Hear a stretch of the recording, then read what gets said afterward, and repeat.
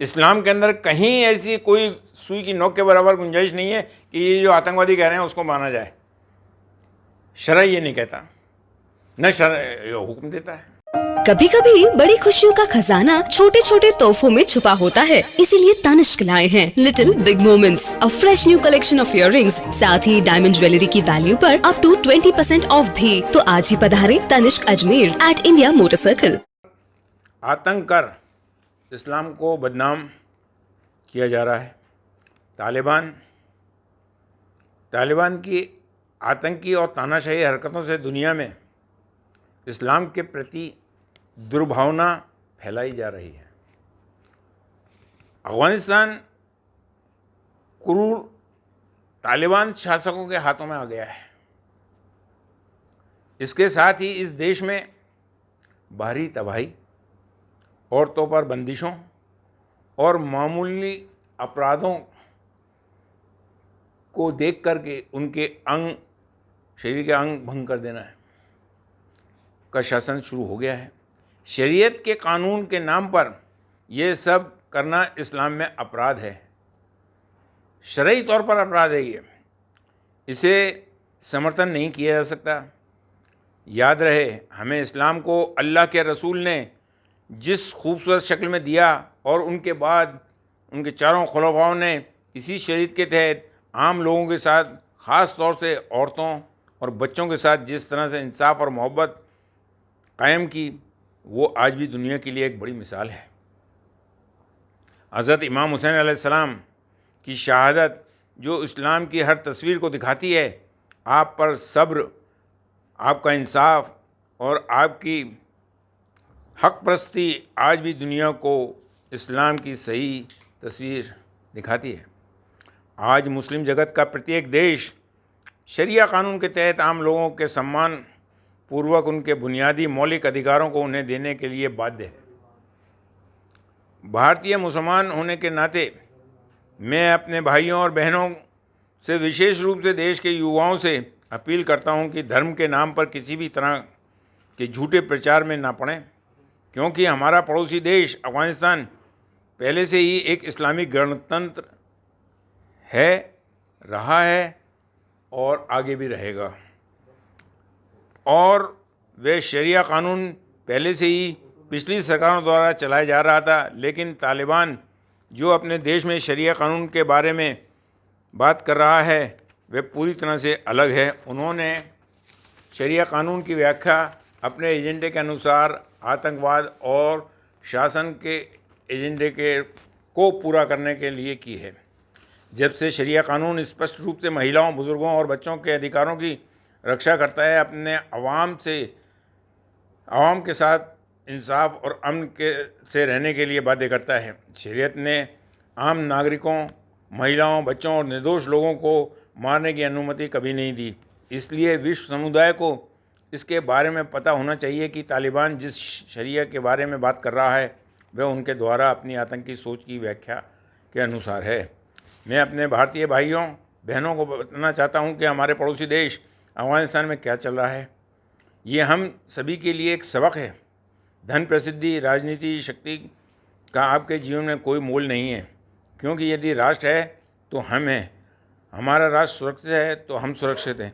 इसलिए हमें राष्ट्र हित को हमेशा ऊपर रखना चाहिए। हमारा पहला कर्तव्य है कि देश को बचाना है तो एकता और अमन कायम रखना होना चाहिए। बाद में हमें अपने बारे में सोचना चाहिए। मैं उन लोगों की कड़ी निंदा करता हूं जो तालिबान की अवैध सत्ता की और उनकी आतंकी विचारधारा का समर्थन करते हैं और उनका स्वागत करते हैं। भारत का मुसलमान एक अमपसंद नागरिक है और नागरिक होने के नाते तालिबान की किसी भी तरह की विचारधारा का समर्थन और स्वागत नहीं करता है, क्योंकि तालिबान की विचारधारा इस्लाम की बुनियादी शिक्षाओं के ख़िलाफ़ है।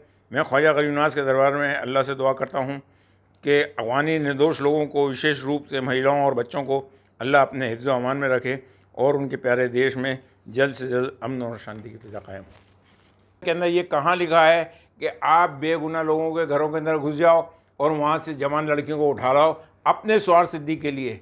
इस्लाम से इसका कोई ताल्लुक़ नहीं है।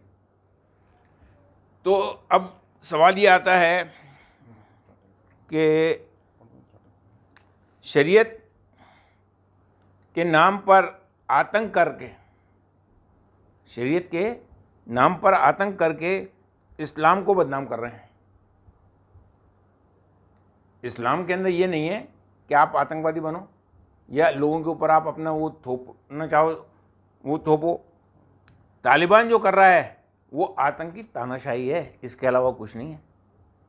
आज दूसरे कंट्री के अंदर इसका रिएक्शन क्या जाएगा? अफ्रीका के अंदर आतंकवादी संगठन काम कर रहे हैं, वो इसका रिएक्शन किस तरह से लेंगे और क्या लेंगे, ये कभी सोचा इन्होंने? और इस्लाम इससे किस तरह से बदनाम होगा, लोग क्या सोचेंगे? जो इस्लाम की सही छवि है, आज से 1400 साल पहले से अब तक चली आ रही है, उसको ये ख़राब करने का बेहतरीन इन्होंने हथियार इस्तेमाल किया है।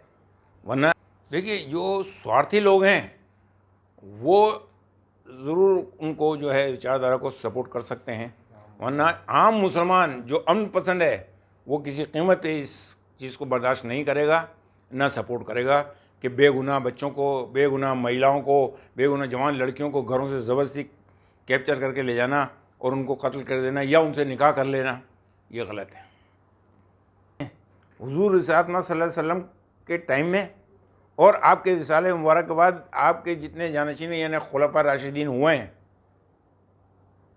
उन्होंने कभी नहीं किया, बल्कि सख्त तरीन हिदायतें दी हैं उन्होंने अपने जीवन काल के अंदर कि किसी को बेगुनाह को नहीं मारोगे, किसी को। हमारा कुरान शरीफ भी यही देता है, हमें डायरेक्शन, हमें ऑर्डर्स जो मिलते हैं वो थ्रू कुरान शरीफ है, वो हुजूर के ऊपर हुआ है नाज़िल। ये आसमानी किताबें कहलाती हैं, तौरात, इंजील, ज़बूर वगैरह, ये सब, इसमें सब चीज़ें डायरेक्शन के तौर पर दी हुई हैं, सबके लिए दी हुई हैं, हर धर्म के अंदर दी हुई हैं। और ख़ास तौर से जो है बच्चों के साथ जिस तरह से नाइंसाफ़ी की जाती है, बल्कि उनके अंदर तो इस्लाम ये सिखाता है कि आप उनसे मोहब्बत करो, चाहे वो आपके अधीन आ गए हों, आपकी गिरफ्त में आ गए हों, आपके पोजीशन में आ गए हों, लेकिन आप उनके साथ में जुल्म ज़्यादती का वो नहीं रखोगे। ये मौलिक जो अधिकार दिए हुए हैं इस्लाम के अंदर, उसको उनको अपनाना है, ये अधिकार आपको दिया जाता है। ये नहीं है कि आप उनके मौलिक जीवन जीने का अधिकार किसका है? हर इंसान का है जो इस धरती के ऊपर है, चाहे वो हिंदू है, मुसलमान है, सिख है, ईसाई है, पारसी है, यहूदी है, सबको अधिकार है। लेकिन उनके साथ जुल्म ज़्यादती करने का अधिकार किसने दिया आपको? किसी भी धर्म ने नहीं दिया, ख़ास तौर से विशेषकर इस्लाम ने तो किसी कीमत पे नहीं दिया, और ना वो इस्लाम देता है। इस्लाम ना तो देता है, ना इस किस्म का उन्होंने वो किया। तो आप कौन सी शरीय की पाबंदी कर रहे हो? आप अपना थोपा हुआ जो आप ले, मैं जो ये बुनियादी शिक्षाएं हैं इसकी पाबंदी करते हुए बारगाह हुजूर गरीब के अंदर 10 बार दुआ हूँ कि अल्लाह ताला ये जो खुराफातें दुनिया के अंदर नई पीढ़ी ने पैदा कर दी हैं और इससे तमाम मनुष्यों को, औरतों को, ह्यूमन बीइंग को, धरती के ऊपर जितने जीव हैं उनको जो नुकसान पहुंच रहा है, ये किसी तरह से ये बीमारी ख़त्म हो और हम अमन और शांति से आपस में एक दूसरे के साथ में भाईचारे की ज़िंदगी बसर कर सकें और अपने अपने इलाक़ों में, अपने अपने देश में, अपने अपने सूबे के अंदर जो है वो तरक्की के काम करें और अमन की फ़िज़ा कायम करते हुए उनको तरक्की के रास्ते के ऊपर गामज़न करें। इसको एक बार हम लोग आपके क्या धर्म, जितने धर्मगुरु हैं भारत में ही नहीं विश्व के अंदर, उन सबको एक प्लेटफॉर्म पे आकर के इसको कंडेम करना पड़ेगा, एक आवाज़ उठानी पड़ेगी। और ये जितने इस किस्म की जो धंधे चल रहे हैं, ये जो ग्रुप बना के जो आतंकवादी ग्रुप बना कर अलग अलग जगह पर जाके अलग अलग स्टाइल से जो है काम कर रहे हैं, उसको कंडेम करना पड़ेगा।